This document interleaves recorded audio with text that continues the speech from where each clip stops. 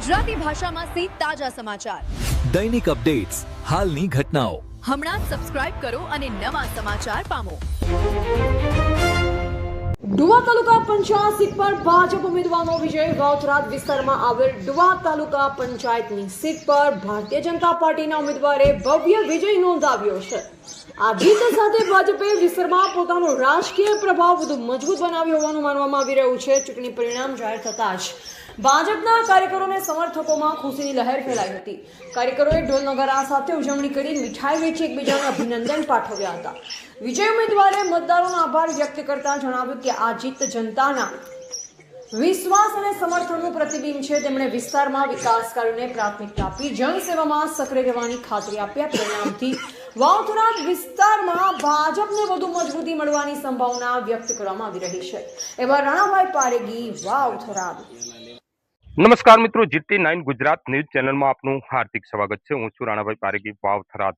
અત્યારે જે તાલુકા પંચાયતની સીટ એટલે કે ડુવા ગામ, ત્યાં ઉમેદવારની મુલાકાત લીધી છે. જીત્યા બાદ એમના મંતવ્યો શું છે? વડીલ, આપનું નામ જણાવશો? મારું નામ બીનાબેન રાજુભાઈ ભીલ. હું ડુવા તાલુકા પંચાયતની સીટ ઉપર ભાજપની સીટ મળવા બદલ હું મારી જનતાના, તમામ ગામના જનતાને હૃદયપૂર્વક અને મારી જે લાગણીપૂર્વક એમનો ખૂબ ખૂબ આભાર માનું છું. અને મારા જે કાર્યકર્તાઓ જે મહેનત કરી છે એમની પાછળ હું પણ રહીને મહેનત કરી છે, એના બદલે તમામ ગામજનોને હું મારા હૃદયપૂર્વક અને મારા જે આગળથી જે કામ મને મળશે. જી વડીલ, તમારી જે પંચાયત સીટ ઉપર ઉમેદવાર જીતે એમનું નામ જણાવો પૂરું. ભીલ બીનાબેન રાજુભાઈ ભીલ. જીત્યા પછીનો તમારો શું સંદેશ છે? જનતાને શું કહેવા માંગો છો? હું જનતાને એ કહેવા માંગીશ કે હું જે મારા જે આગળથી જે થરાદ તાલુકામાં જે અમને જે મળશે કામ મળશે એ જનતાને અહીંયા ગામમાં લાવીને વિકાસ કરીશું, એ મારી આજ્ઞા છે.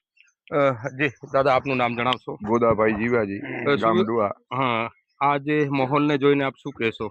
મોલને એટલે સાહેબ દેખો, અમને વિજય બનાવ્યા છે અને પબ્લિકે વિજય બનાવ્યા છે અને અમારે મારી મમતા એવી છે કે સારું કામ કરવાનું છે.